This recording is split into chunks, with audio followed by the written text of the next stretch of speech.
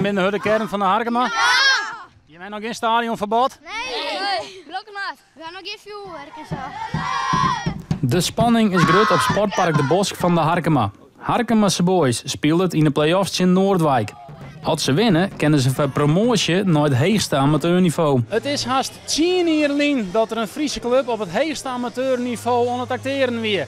En dus is er nou weer een mogelijkheid om historie te schreeuwen. En dat betekent ik dat het heel druk is op de Bosk. We gaan het helemaal onder controle. Het is wel druk, maar het slaagt. En tussen de drukte een oude bekende. Cambuur-trainer Henk de Jong, wie jarenlang de trainer bij Harkemase Boys. Ja, lieve meest. Altijd goed dat je komt. Dus deze man stond er toen ik al. Die zit er nog.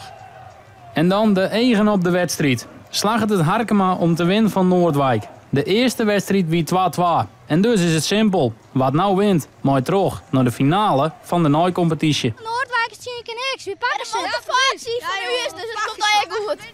Maar in de eerste helft gaat het volslijn mis voor de Harkema. Al binnen 10 minuten is het 0-1 van Noordwijk.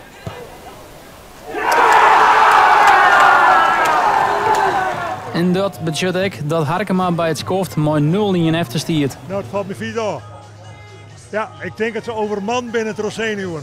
In de tweede helft de eigen op Kian Visser. De revelatie van het seizoen. Haast 40 goals in de tweede divisie.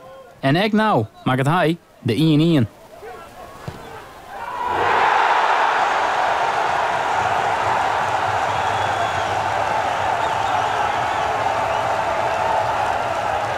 Ik kreeg hem in de voeten, ik kapte naar binnen en ik schoot hem in de linkerhoek.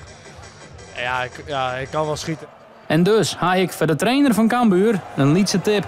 Ziet hier een spitsje, die ken er ik wat van. Die scoort er 40 per seizoen haast. Ja, dat ging ik even naar Sjen. Dat vind ik leuk.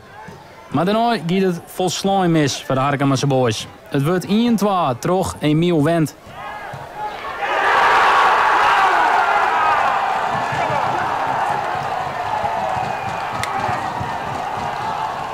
Harkema beleeft een lietse off-day. Noordwijk is volle beter. 2 minuten later is het 1-3. Bram Franke zit Noordwijk naar de volgende ronde. De dream van Harkema is oer.